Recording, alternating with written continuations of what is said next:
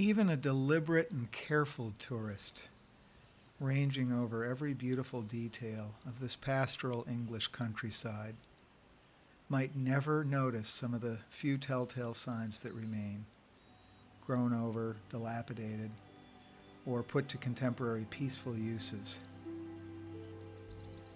Even if you had been here 58 years ago and were actually looking for the communal site on this old base, you might miss it. It's right in the middle of this picture. But there was an encampment here during World War II of 3,500 Americans. This is an incomplete story, a story of the hardest luck bomb group of the 8th Air Force. Nearly 60 years have passed since its question-begging demise, but decades of careful research have not yielded up any definitive explanations.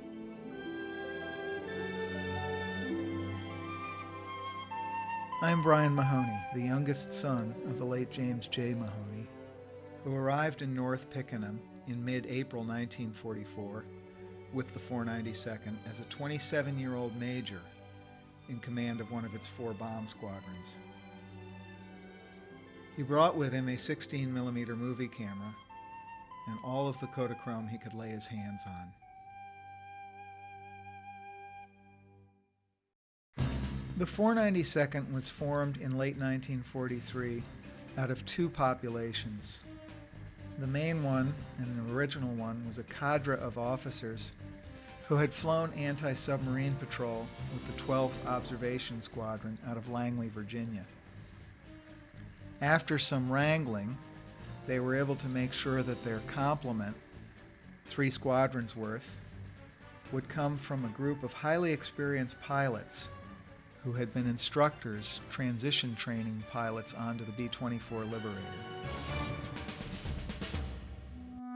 The melancholy drunken Indian, whether dismissed as politically incorrect or merely quaint by a modern audience, in its time was all innocence and fun, before the circumstances showed it to be ironically apt. The original depiction by Sidney, or Scotty, Leith is seen here on the left. It's fading away on a manila folder in my late father's display case of his World War II medals. The 492nd was not around long enough to get this device officially adopted, but one of its squadrons, reassigned to a Good Luck outfit upon the breakup of the original 492nd, took this symbol with them to relatively happier times.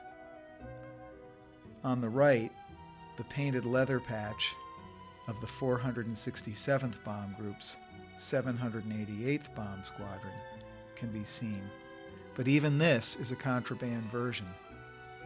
Note the 3 X's on the moonshine jug. They were officially disapproved. When the 492nd passed its prior to overseas movement inspection ahead of time, it distinguished itself from the 40-some heavy bomb groups in the 3 divisions of the 8th Air Force.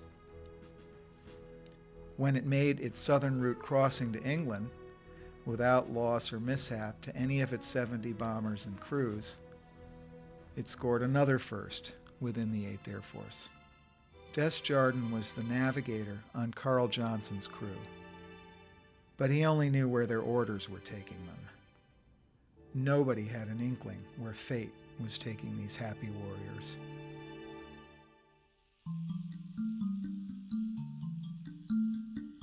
For virtually all of these young Americans, their brief sampling of very foreign cultures en route.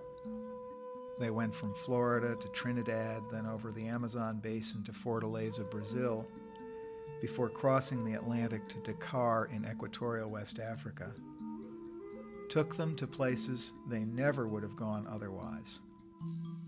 From Dakar, they moved north over the Atlas Mountains to Marrakesh, which they certainly enjoyed. Much was expected of the 492nd, with their unique experience level and their 2 notable firsts within the 8th Air Force.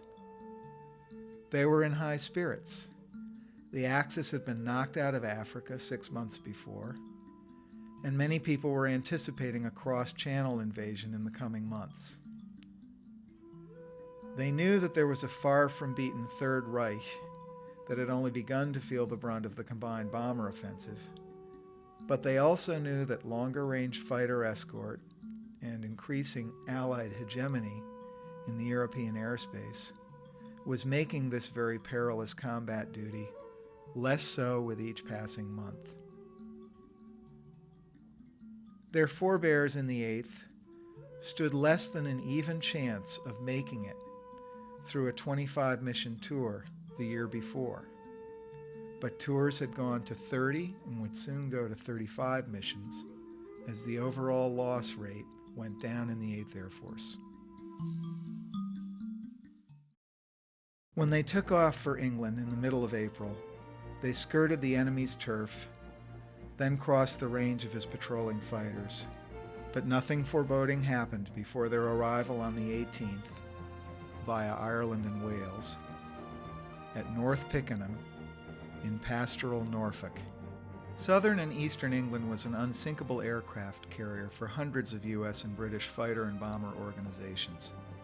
The East Anglia area was home to the United States Army Air Force's heavy bombers and their supportive fighter, recon, weather, and rescue groups. On the rare clear day, from 20,000 feet, one could see a score of air bases. North Pickenham is in the west of Norfolk, closer to King's Lynn and the Wash than to the North Sea.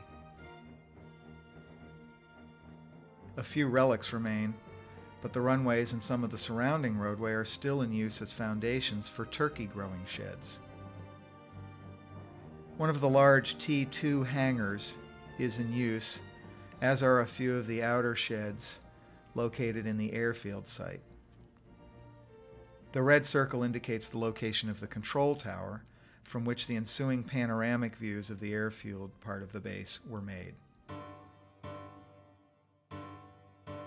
Looking southeast from the tower now, we see the T-2, which survives to this day. Ambulances are at the ready for returning planes. The outfield T-2 hangar, small bomb fusing sheds beyond. And on the far side of the field, beyond the 01-19 runway, we see planes at their hard stands. 3 British Mosquitoes served as weather scouts and were detailed here from Watton.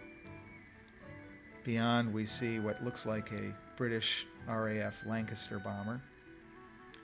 To the northeast now, we see some of the nearby tech site buildings. About a mile beyond those trees lies the bucolic hamlet of North Pickenham in the Wissey Valley. South of the village, to our east, were arrayed about a half dozen living communal and mess sites that were protectively dispersed in the fields and the woods.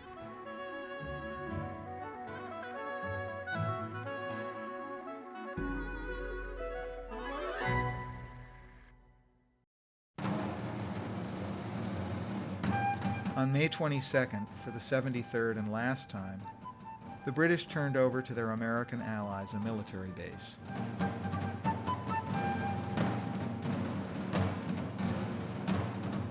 North Pickenham, United States Army Air Forces Station number 143.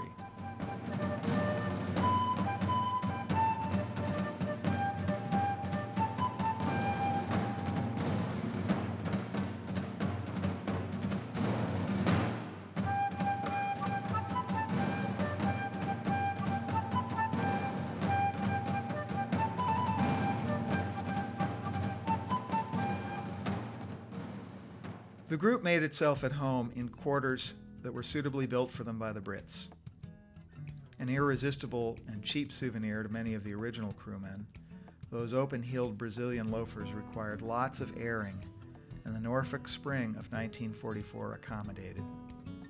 Not yet registering with these newcomers was the coming horror of 11 weeks of loss after combat operations began on May 11th.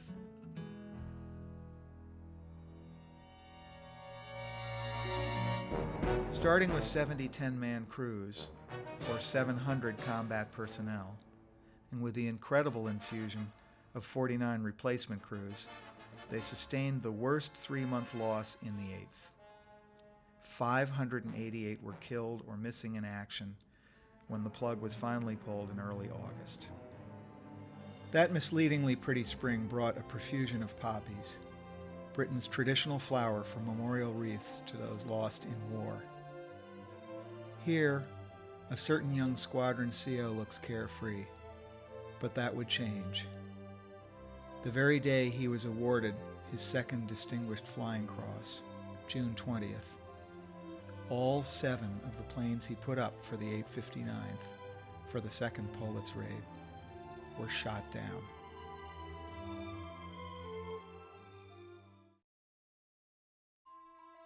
That was the worst of the Happy Warrior's many bad days. Of 350 dispatched, 152 men were killed or missing in action. Compare the casualty rates for a sampling of World War II outfits. The entire United States Army Air Forces, 0.016 casualties per 1,000 combatants. The entire U.S. Army, without the Army Air Forces, 0.024 casualties per 1,000. The Marines, 0.029 per 1,000. The 467th Bomb Group, 0.091. The 86th Infantry Division, 142 casualties per 1,000 combatants. But in an obscene category all its own, the 492nd lost fully 442 out of every 1,000 combatants.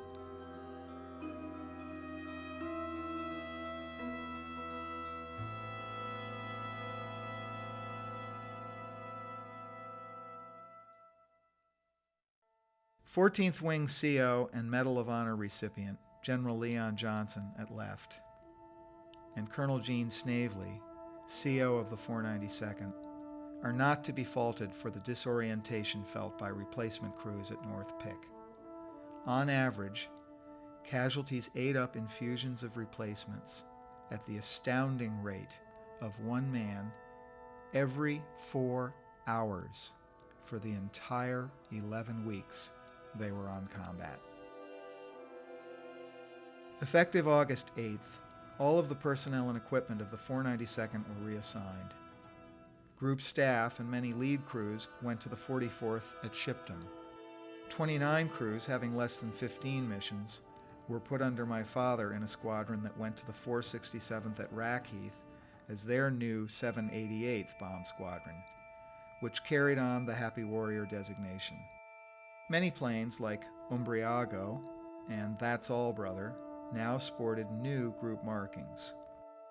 A few crews and ground personnel went to the new 492nd, or the Carpetbaggers, who flew operational missions supporting the underground organizations in German-occupied Europe. Official retention of the designation 492nd Bomb Group disguised the reality. The hard-luck original 492nd had been stood down after suffering unsustainable losses.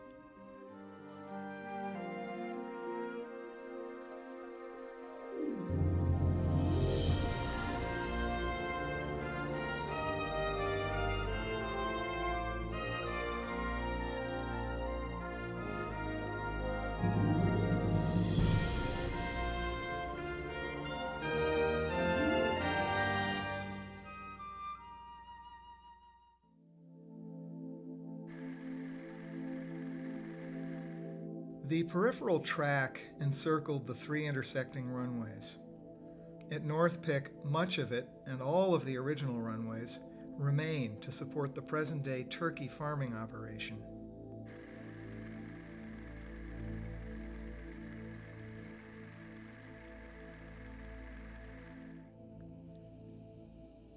A copse of newly planted fir trees can be seen just outside the airfield fence in photos from 1944 and is prominent now. The outfield T-2 hangar is gone, but with minimal maintenance, these former fusing sheds have lasted and served for half a century more than was originally intended.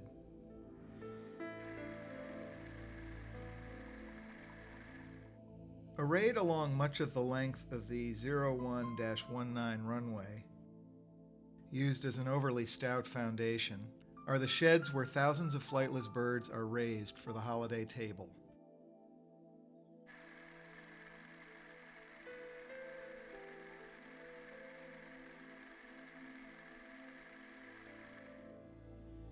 Jack Turnbull, Group Operations Officer, one of my father's closest friends, and Lou Adams, Group Air Exec, both went to the staff of the 44th when the 492nd was broken up.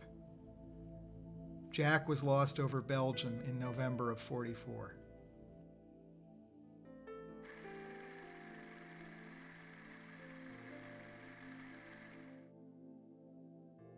A 492nd veteran returning today would still recognize this Wissy Valley vista, the neat open countryside, the green crops, the changelessly changeable weather, and even the occasional cluster of wild poppies.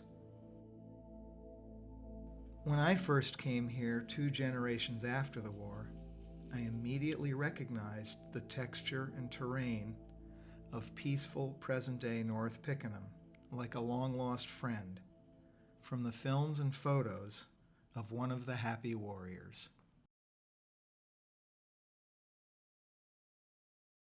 On my first trip to North Pick in 1999, I was strangely compelled to take this picture. It shows one of only 3 remaining structures out of the nearly 200 which had lain outside of the airfield area. I later found out that it was the ops block, my father's workplace. This stout English oak witnessed his daily comings and goings. Positive pressure filtered ventilation is not needed to protect farm machinery in peace, but it did secure intelligence and operational planning from potential enemy gas attack during war. If this window could only tell of what was seen from it, then maybe we could still hear the heavy footfalls of leaders sending their comrades into harm's way.